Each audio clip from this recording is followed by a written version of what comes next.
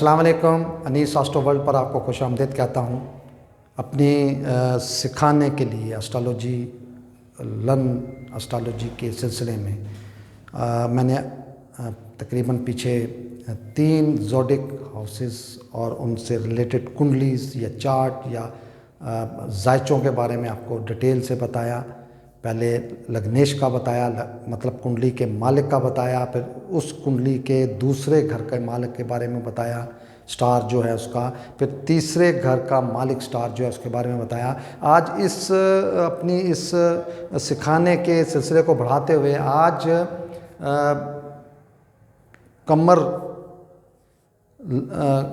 का जायचा या आप ये कह लें चंद्र लगन की कुंडली या मून असेंडेंट, इसके बारे में बताऊंगा।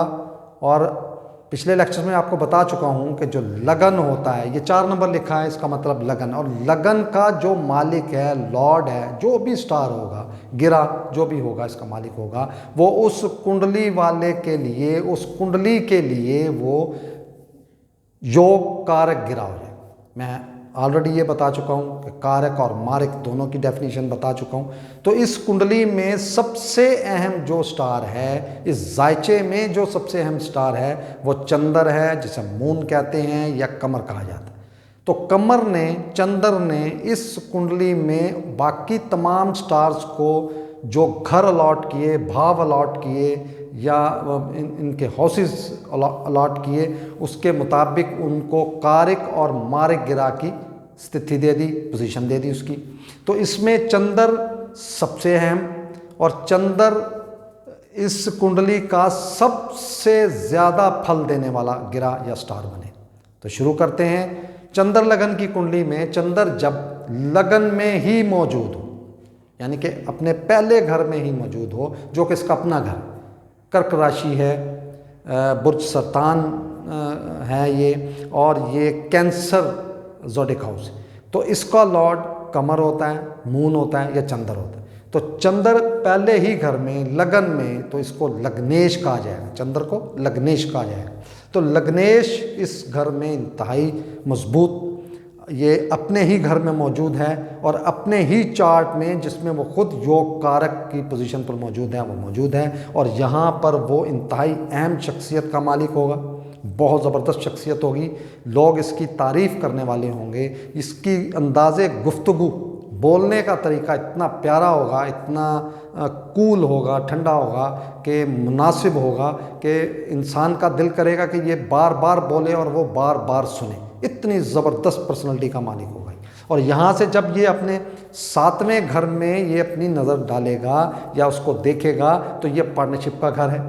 ये अगर फीमेल का चार्ट है तो उसके लिए उसका अपने मेल के साथ ज़बरदस्त तल्लक रखने वाला, और अगर मेल का चार्ट है तो फीमेल के साथ ज़बरदस्त तल्लक रखने वाला, ख्याल करने वाला, और हर हाल में अपने पार्टनर के साथ पॉजिटिवली चलने वाला, साथ देने वाला जिसको कहा जाता है, वो पर्सनैलिटी होगी। इसी तरह चंद्र अगर दूसरे घर में हो, तो ये फाइनेंस का घर, तो पर्सनैलिटी उठ के फाइनेंस के घर में आ गई, फैमिली के घर में आ गई, तो ये राजयोग भी बना, धन योग भी बना कि फाइनेंस के मामले में ज़बरदस्त धन कमाने वाला, अपनी फैमिली का बहुत ख्याल रखने वाला, और अपनी फैमिली के साथ अटैच रहने वाला, अपनी फैमिली को कभी भी नहीं छोड़ता, अपनी फैमिली के साथ साथ रहता है, हर हाल में फैमिली का ये ख्याल रखने वाला और साथ देने वाली पर्सनैलिटी। और इस घर में थोड़ी सी उसके बोलने का अंदाज़ जो है वो सख्त हो जाएगा, उग्र तबीयत का मालिक होगा, जहाँ इसका दिल करेगा ये अच्छा बोल देगा, और जहाँ पर ये थोड़ा सा हाइपर, जिसको हाइपर कहा जाता है, एकदम से गुस्से में बोलने वाली पर्सनैलिटी होगी, लेकिन ज़्यादा नहीं, बहुत कम, कभी कभी जिसको कहते हैं एकदम से बोलता है, बहुत सख्त बोलने वाला पर्सनैलिटी, इस तरह के मामला होंगे। चंद्र अगर तीसरे घर में, तो ये नाकस घर है, ये भाव गलत है, ये यहाँ पर चूँकि ये चंद्र योग कारक गिरा है, कुंडली का मालिक है, तो जब इस घर में आएगा तो ये अपने छोटे बहन भाइयों का बहुत ख्याल रखने वाली पर्सनैलिटी होगी। ये इंतहा की मेहनत और बिज़ी रहने वाली पर्सनैलिटी होगी। ये अपनी ख्वाहिशात को पूरी करने के लिए बहुत मेहनत करने वाला, हर वक्त काम में जुटा रहने वाला, और ये छोटे छोटे सफ़र करके अर्निंग करने वाली पर्सनैलिटी होगी। और यहाँ से जब ये 7वें घर अपने 9वें घर को देखेगा, 7वीं नज़र से अपने 9वें घर को देखेगा, तो ये फादर का घर है, वालिद का घर है, बाप का घर है।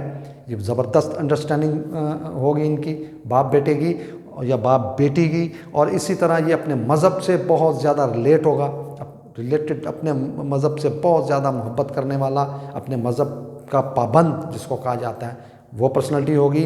ये बाहर के सफ़र, इंटरनेशनल सफ़र जिसे कहा जाता है, ये वो करने वाली पर्सनैलिटी होगी। और यहाँ से वो अपनी रिसर्च, उसमें भी ये ज़बरदस्त नाम कमाने वाली पर्सनैलिटी, अपनी ख्वाहिशात के मुताबिक आगे चलने वाली और मेहनत करके, दिन रात मेहनत करके आगे बढ़ने वाली पर्सनैलिटी।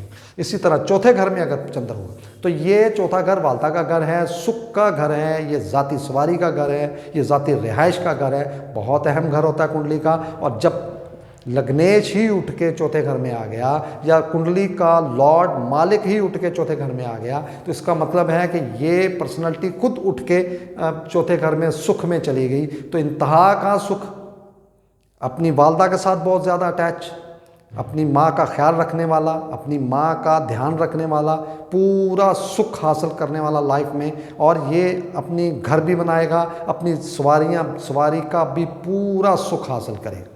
और ये एक अकॉर्डिंग टू द वैदिक एस्ट्रोलॉजी एक राजयोग भी बनता है कि केंद्र का मालिक, या ये केंद्र जो लगन होता है, ये केंद्र भी होता है, त्रिकोण का पहला घर भी होता है। लगन का भी पहला घर है और त्रिकोण का भी पहला घर है। तो त्रिकोण का मालिक केंद्र में, ये राजयोग बनता है। बहुत ज़बरदस्त फल देने वाला ये एस्पेक्ट बनता है, ये एक योग बनता है। और इसमें ये अब जब अपनी 7वीं नज़र से अपने 10वें घर को, जो को अपने कर्म का घर है, इसके कर्म का घर है, इसके प्रोफेशन का घर है, तो उसमें भी ये बहुत ज़बरदस्त फल देगा।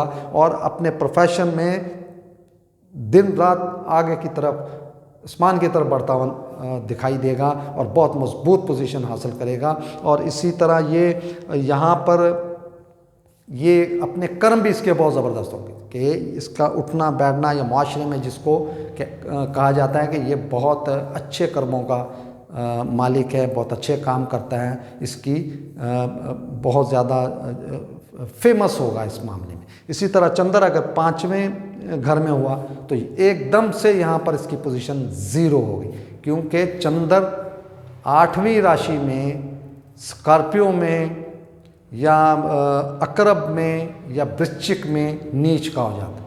तो एकदम से ये नीचता यहाँ पे बढ़ जाएगी। मैंने पिछले लेक्चर्स में भी आपको बताया है कि कोई भी गिरह जब वो कारक होता है, गुड होता है, तो वो जिस भी भाव में, घर में, हाउस में जाता है, तो उसके मंसूबात को, उसकी जो वहाँ पे उसकी चीज़ें हैं, उस घर से, उस भाव से रिलेटेड चीज़ें हैं, उनमें वो बढ़ोतरी कर देता है। और जब भी कोई स्टार मारक होता है और वो जिस भी घर में जाता है, तो उसके मंसूबात में वो मारक पुनः बढ़ा देता है। ज़्यादा से ज़्यादा उसमें आप ये कह लें कि पॉइज़न बढ़ा देता है या उसमें जहर भर देता है उसमें। तो ये यहाँ पर नेगेटिव रिज़ल्ट देगा। यहाँ पे ये औलाद का घर है, ये एजुकेशन का घर है। ये यहाँ से जब 7वीं नज़र से 11वें घर को देखेगा, जो कि लाभ का घर है, डिज़ायर्स का घर है, बड़े बहन भाइयों का घर है, तो ये उस घर के मंसूबात में भी बढ़ोतरी करेगा और वहाँ के रिज़ल्ट को नेगेटिव कर देगा। क्योंकि यहाँ पर ये नेगेटिव एकदम से इसकी जो स्थिति है, इसकी पोजीशन एकदम से चेंज हो गई। राशि में आने से ही उसके रिज़ल्ट में कितना फ़र्क पड़ जाता है।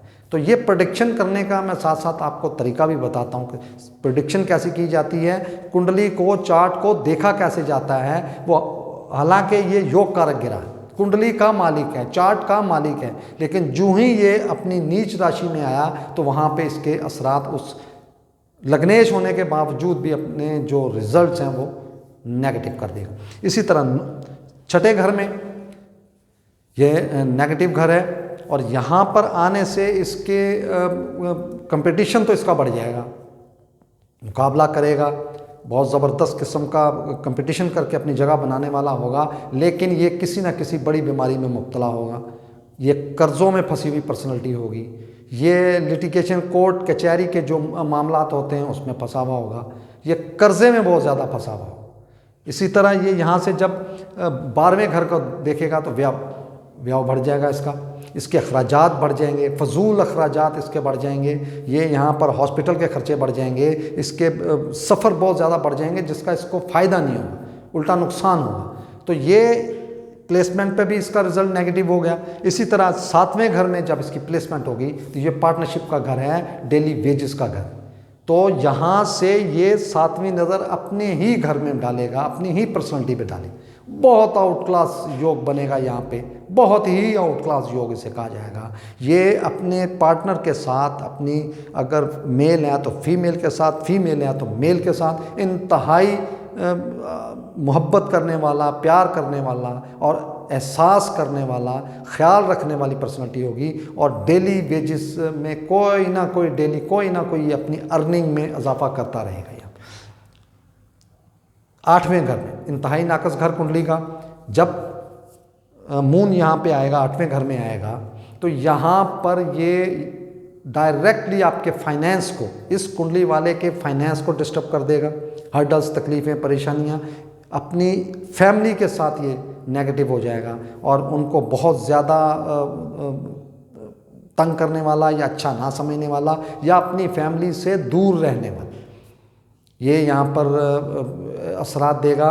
और यहाँ पर जो रिज़ल्ट्स हैं, इस घर के रिज़ल्ट्स हैं, उसमें नीचता आ जाएगी, इसकी बहुत ज़्यादा नेगेटिव हो जाएगा। हर्डल्स, तकलीफ़ें, एक्सीडेंटल वाक़यात बहुत ज़्यादा होंगे, अचानक से अच्छी खबर, अचानक से बुरी खबर, अचानक से फ़ायदा होना, अचानक से नुकसान होना, इस तरह के मामलात बहुत ज़्यादा इसके साथ। 9वें घर में चंद्र 9वें घर में अगर होगा तो ये इंतहाई अहम एक योग बन जाएगा, एक राज योग की स्थिति बन जाएगी, पोजीशन बन जाएगी। यहाँ पर ये अपने वालिद साहब के साथ बहुत ज़्यादा अटैच होगा, अपने मज़हब, अपने रिलीजियस जो मामलात है उसमें बहुत ज़्यादा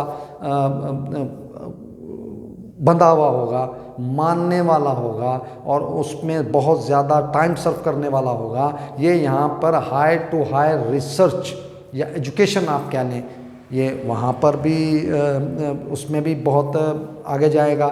ये बहुत लकी पर्सनैलिटी होगी, ये हर काम में अपने मुकद्दर से, अपने भाग्य से कामयाब होगा। यहाँ पर इसका भाग्य, इसका मुकद्दर बहुत साथ देगा। जिस भी फील्ड में, जिस भी काम में, वो अक्सर देखा होगा कि यार इस बंदे का मुकद्दर, इस बंदे का भाग्य बहुत ज़बरदस्त है, मट्टी को भी हाथ लगाता तो सोना कर देता है। ये इस तरह की पर्सनैलिटी होगी। और जब यहाँ से ये 7वीं नज़र से तीसरे घर को देखेगा तो छोटे बहन भाइयों का ख्याल रखने वाला, मेहनत, जहाँ मेहनत करनी होगी इंतहा की मेहनत करेगा और ये छोटे छोटे सफ़र भी करेगा और इंटरनेशनल सफ़र भी यहाँ पर ये करेगा।